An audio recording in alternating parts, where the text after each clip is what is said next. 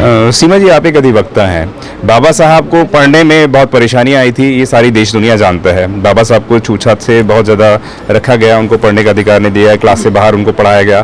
क्या लगता है आज भी जितने अधिवक्ता हैं उनके चैम्बरों में बाबा साहब का फोटो नहीं होता है?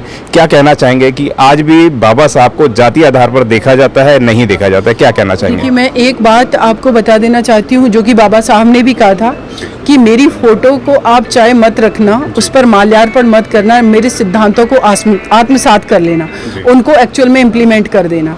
तो वो फोटो उनका लगाना नहीं लगाना एक वो अपना इंडिविजुअल लोगों का है।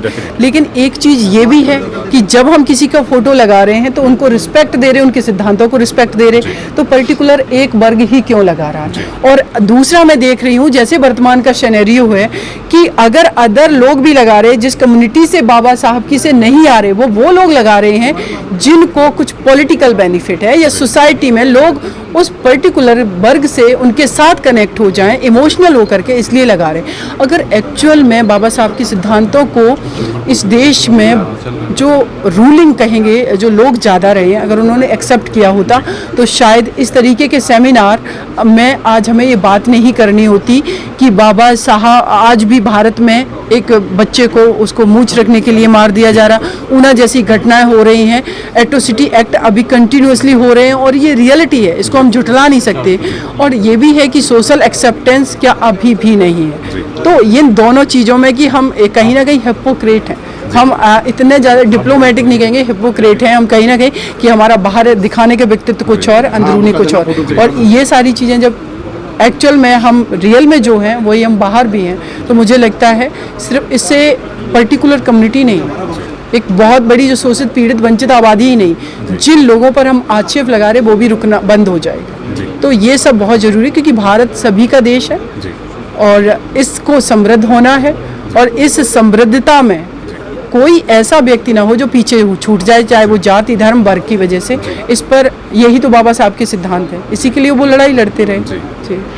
नमस्कार, मेरा नाम है सुरेंद्र सिंह और आप देख रहे हैं एसएम न्यूज़। हमारे साथ सीमा कुशवाहा है जो किसी नाम तारीफ की मोहताज नहीं है। सीमा जी, स्वागत है आपका हमारे चैनल में। आपका बहुत बहुत शुक्रिया। जी सीमा जी, आप अधिकांश बाबा साहब की बात करती हैं, बाबा साहब के मिशन मूवमेंट की बात करती हैं, साथ में महिलाओं की भी बात करती हैं। जब आप महिलाओं की बात करती हैं तो बहुत सारे ऑब्जेक्शन आते हैं आपके पास। क्या कारण है कि आपकी आवाज़ को लगातार रोका जाता है? जो ऑब्जेक्शन कर रहे हैं वो बाबा साहब को ठीक से समझ नहीं रहे हैं। बाबा साहब की बात करना, उनके संविधान की बात करना, उनके विचारों की बात करना और उसमें अगर महिलाओं की ना बात की जाए, जिसमें देश की बहुत बड़ी आबादी है, तो मुझे लग रहा है कि वो लोग बाबा साहब को ठीक से नहीं पढ़ रहे हैं। बाबा साहब बहुत बड़े फेमिनिस्ट थे।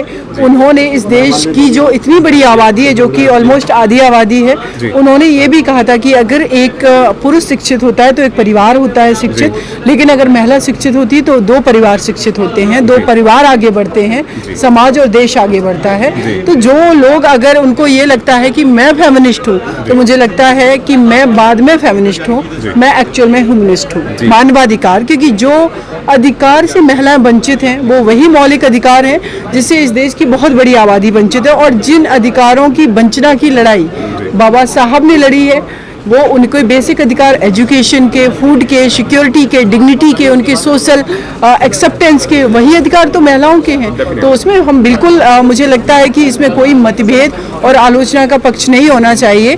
लेकिन जिस तरीके का सिस्टम है, पैट्रियार्किकल सिस्टम है, तो वो तो हमेशा से विरोध करते आए, अभी भी कर रहे हैं, लेकिन मुझे उससे ऑब्जेक्शन नहीं है।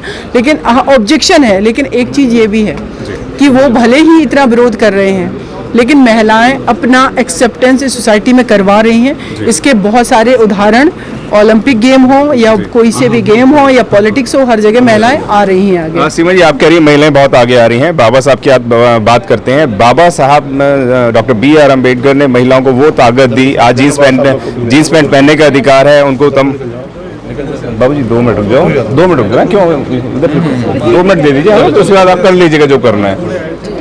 सीमा जी, बाबा साहब डॉक्टर BR अम्बेडकर ने महिलाओं को वो ताकत दी जिसका हम अनुमान भी नहीं लगा सकते हैं। आज जीन्स पैंट पहनने का हो, चाहे वह डॉक्टर हो, इंजीनियर हो या चांद पे पहुंचने का अधिकार हो, लेकिन आज भी महिलाएं वहीं के वहीं नजर आती हैं। अगर हम लोग गांव देहात की बात करते हैं, आप लगातार गांव में जाती रहती हैं, क्या कहना चाहेंगे कि 21वीं सदी होने के बावजूद भी बाबा साहब की विचारधारा कहाँ तक रह गई, कहाँ तक बढ़ पाई, वह हम साथ जानें। देखिए, बाबा साहब ने महिलाओं को जो अधिकार दिए, मेरा एक और मानना है कि महिलाओं को आगे आकर के अपने उन अधिकारों के लिए लड़ना सीखना होगा। अधिकार उन्होंने संविधान में दिए, बहुत सारे कानून हैं, चाहे डोमेस्टिक वायलेंस कानून हो, राइट टू प्रॉपर्टी एक्ट है। अगर हम राइट टू प्रॉपर्टी की बात करें तो 2005 में जब पार्लियामेंट में इसमें अमेंडमेंट कर दिया गया ट्रांसफर प्रॉपर्टी एक्ट में कि महिलाओं को भी, बेटियों को भी अपने पिता की प्रॉपर्टी में इक्वल हिस्सेदारी है, उनका वो अधिकार है। लेकिन कितनी बेटियां ले पा रही हैं? अब जब वो बेटियां लेने की कोशिश कर रही हैं तो जिस तरीके का सोसाइटी का कल्चर है उसकी बात करें कि जब भी कोई स्त्री चाहती है कि उसके भाई के बराबर उसके फादर की प्रॉपर्टी में हिस्सा मिले तो वो भाई उसे रिश्ता दे रहे हैं और उसको कोर्ट में जाकर के फाइट करनी पड़ रही है। अब उसको या तो अपना रिलेशन बचाना है या वो प्रॉपर्टी लेनी है।